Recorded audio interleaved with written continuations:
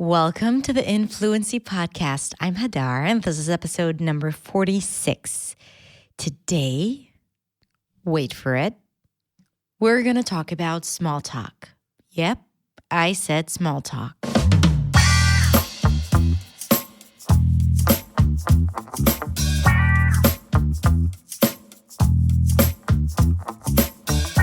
Hello, lovely people. Thank you so much for being here again for another episode. And you're probably asking yourself, Hadar, why the drama? I mean, small talk. Okay, cool, great, I need it. But why are you making such a big deal out of it in the intro? Well, because it is a big deal for a lot of people. Now, here's the thing. I'm Israeli, as you may or may not know. I'm not American. And Israeli people are very direct, straight to the point. And that makes the whole idea of small talk a little more complicated because we don't get talking about the weather. I mean, if we're here to talk about the new product, let's talk about the product. If we're here to talk about the feedback that you're going to give me or criticism, then don't spare me the talk about the flight here or your kid's birthday or whatnot. Just give it to me, right? And being an Israeli, I'm also very nosy.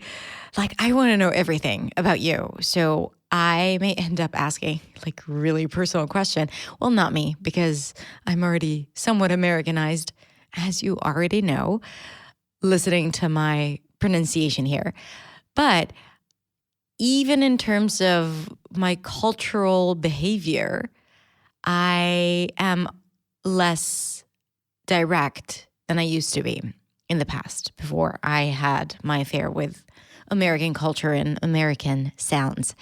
So we tend to be very direct, like straight to the point, because that's our way to get to know each other, like to really get to know each other. It's this deep rooted connection right from the start. And either you hit it off or you don't. And it doesn't always work that way. In American culture, things are not as direct. And small talk plays a huge part in connection and communication. It bridges that initial gap, and there is a gap between people. I mean, the US is so incredibly vast and big. You need like a 5-hour flight to cross the country. There are so many groups and subgroups and different cultures, and there's such diversity that there isn't one common ground between all people. And the way to bridge that difference and gap and space between people is small talk. Because small talk is that very safe, hesitant, respectful way to understand if the person in front of you is a person that you might want to go a little deeper later on, or you might want to do business with, or you might want to continue this conversation with. So instead of thinking of small talk as an obligation, we have to understand that it is an opportunity and a bridge. And why am I saying all of that? Because you might also resist small talk. And you might blame it on English. Like you might say, oh, I'm really good at it in my native language. And I don't have any issues with the idea of small talk. I'm just afraid. I'm just afraid of how I'm going to come across. I'm just afraid of making mistakes. I'm afraid of being judged. And that's okay. Like that, these are legit fears. And we always talk about it. It's not just about small talk. It's about everything when you show up in a language that is not your native language. However, at the same time, it is a tool. And we need to know how to use it to get what we want, which is for people to hear us and for people to listen to us and to be able to persuade people and get them on our side. And you got to do it through small talk. So for those of you who are afraid of this initial interaction, who are afraid of making mistakes, who are afraid of what people are going to think, I wanted to share with you a very practical tip that will help you succeed in any situation where you have to make that casual, informal conversation, also known as small talk. And I'm not going to teach you any phrases or questions or words to use when going into a small talk, because we never remember those anyway, right? You can practice it now, and then 3 weeks from today, you might get into a situation where you might have to conduct small talk and you will not remember what you have practiced like 3 weeks before. So the idea is the mindset and the intention and that one little practical tip that will make everything so incredibly easier. And people are going to love talking to you, and they won't understand why, but you and I will. Anyway, you're probably curious. So what I'm going to do is share with you the audio of the episode. You can also watch it on my blog and on my website, because I added some visuals that might make it a little funnier. So if you enjoy it and there are parts where you're like, I don't understand what's going on there, come on over and watch the video, because it's fun. I had a lot of fun creating it. Okay, so once you are done, come on over to hadar.accentsway on Instagram and tell me what you think. I would love to start a conversation over there. I hope you enjoy it, and let's listen. Let's talk about small talk. If you're the kind of person who starts sweating as soon as the Zoom call starts and not everyone has joined just yet, and you need to make a little bit of a conversation and that stresses you out. Or if you are at an event and the moment they give you a break, you run outside to buy coffee, trying not to bump into anyone so you wouldn't have to talk to them,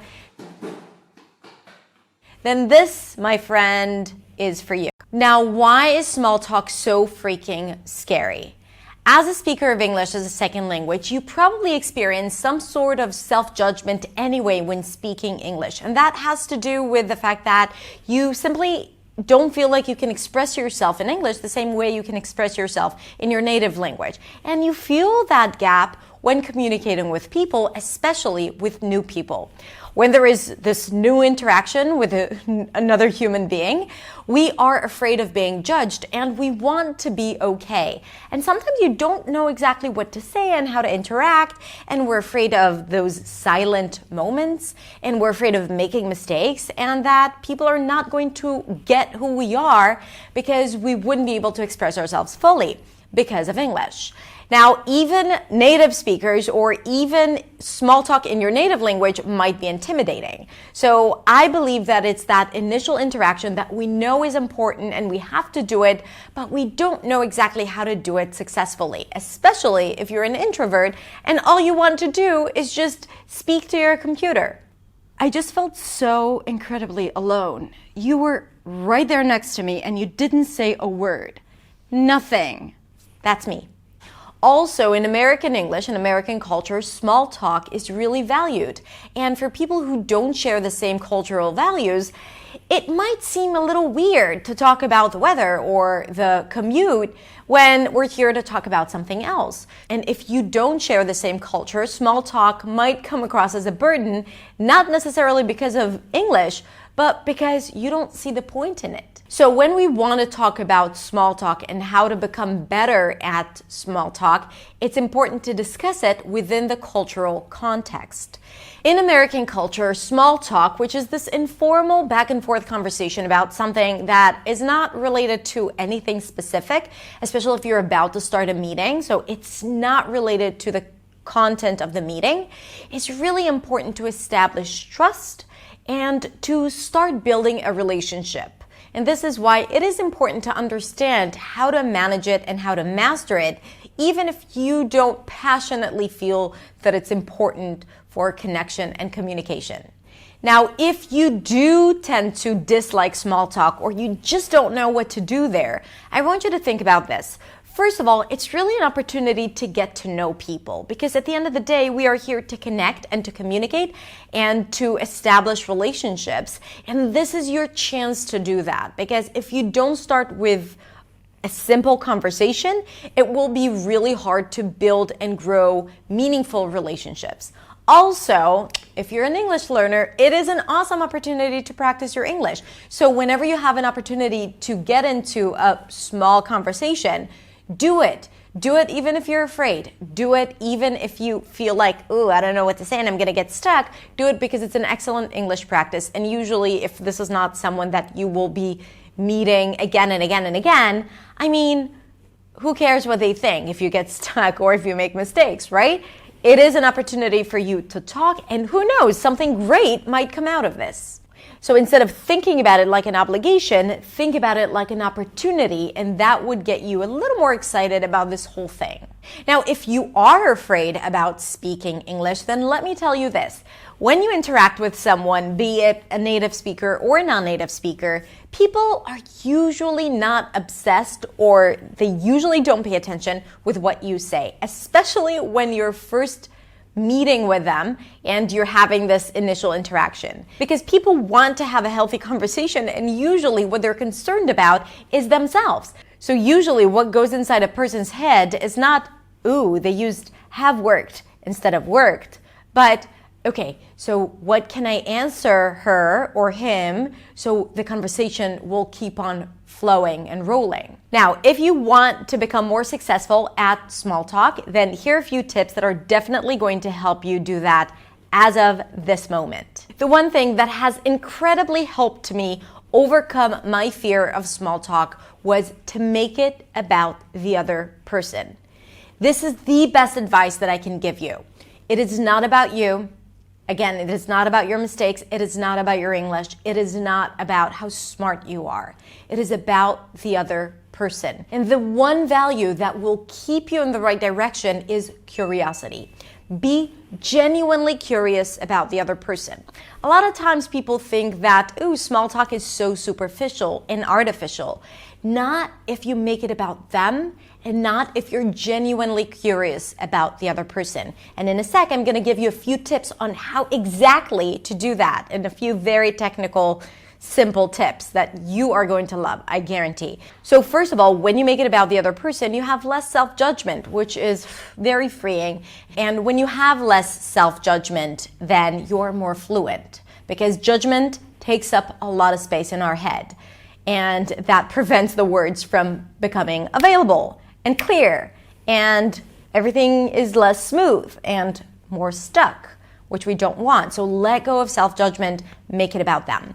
Also, approach the other person with respect for their privacy. So no weird questions like, how much do you make? Or how much rent do you pay here? Or do you have any kids? And yes, when people come from a culture where family is one of the cultural values, it sounds strange not to talk about family or children, but in some cultures, it is less appropriate. People are more personal, individual, and they don't want to talk about whether or not they have kids and maybe justify their choice whether or not to have kids at all, right? This is not a good topic or a great situation to be in when you are just introduced to someone. And also, I would avoid controversial topics, religion, politics, sex. Like, keep it for later, okay? I'm all about talking about controversial topics, especially politics, but not at the beginning, because you don't know who the other person is. You don't know, they might get offended by something that you may say. So you want to be respectful of their privacy and of their freedom to lead the conversation. So as a recommendation, stay away from controversial topics. Now, let's get practical with a few tips on what you can do to make your conversation very, very successful. First, be the leader of the conversation rather than the follower. When you lead the conversation, you have more confidence, and your entire goal is to get the other person to talk. Again, making it about them. And how do you do that? By asking simple questions that have an open answer. So try to avoid yes/no questions. Was your flight here okay? Great. But instead, ask open questions that are simple. So is this your first time here? No, actually, I've been here before. And then you have an opportunity to ask a follow-up question. You get an answer that is more than just yes or no. And then you ask something, you take one word or an idea that was presented in the answer, and you ask a question about that. Oh, cool. And how do you like it? I love it. I mean, the beaches here are beautiful. Again, an opportunity to take the answer and turn it into a question. Ah, really? See, I haven't been to the beaches here just yet. Which one's your favorite? So I'm responding and coming up with a follow-up question. Now, if you get asked a question, even if you get asked a yes/no question, and that is because they haven't watched my video, then you might want to elaborate a little more. For example, is your flight here okay? Yeah, actually, it was pretty good. I mean, they haven't lost my luggage, which is what they did last time. So I think it was okay, right? So even if you get asked a question that you can answer with a simple yes or no, try to make it interesting and turn it into another conversation topic. If the person in front of you is sensitive, they will take what you said and continue the conversation, asking a question about that. One more trick that I'm going to share with you is something that I've learned from Chris Voss from his masterclass, Teaching the Art of Negotiation. Now, he talks about it in the context of negotiation, but I find it exceptionally useful when used in small talk. The first thing is mirroring. Mirroring is basically the act of you taking the last part of what the other person has just said and repeating it in a form of a question. For example, so is this your first time here? No, actually, I've been here before. You've been here before? See what I did? I took the last part and turned it into a question. Yeah, I was at another conference about 3 years ago. Another conference? Yeah, it was a conference for female football fans, and we discussed the misogyny that women experience in the industry. In the industry? Well, you see where this is going. So the cool thing about it is that the other person usually doesn't notice it because it's part of the conversation. So you didn't have to come up with anything here. You didn't have to think of new words or what questions to ask. You simply take the last part and turn it into a question. The other person is going to think that you're super interesting, compassionate, and they're going to want to keep on talking to you. Another thing that Chris Voss discusses is labeling. Labeling is naming an emotion that someone in front of you is experiencing. And the reason why he says it's important to do that is because when you label a negative emotion, it automatically reduces the levels of stress simply by naming the emotion that the other person is experiencing. Now, to label an emotion is basically to say, it seems to me that you're very upset. It feels like you're really frustrated. He's not suggesting that you should say something like, you are frustrated, or you are upset, or you are angry, but the way you experience it, it seems to me, it feels that, okay? Now, instead of labeling an emotion, because this is probably something that you wouldn't want to do in a conversation. Oh my God, I love how sunny it is. It seems to me that the sun triggers some negative emotions. Maybe something that had to do with your childhood? Unless it's a positive emotion. You seem very happy to be here, right? But you could say something about the other person. For example, going back to the original conversation. So is this your first time here? No, actually, I've been here before. Oh, cool. And how do you like it? I love it. I mean, the beaches here are beautiful. Ah, really? See, I haven't been to the beaches here just yet. Which one's your favorite? You gotta go check out the Southern Shore. I mean, it is so beautiful, and usually there's no one there. Okay, maybe I'll check it out.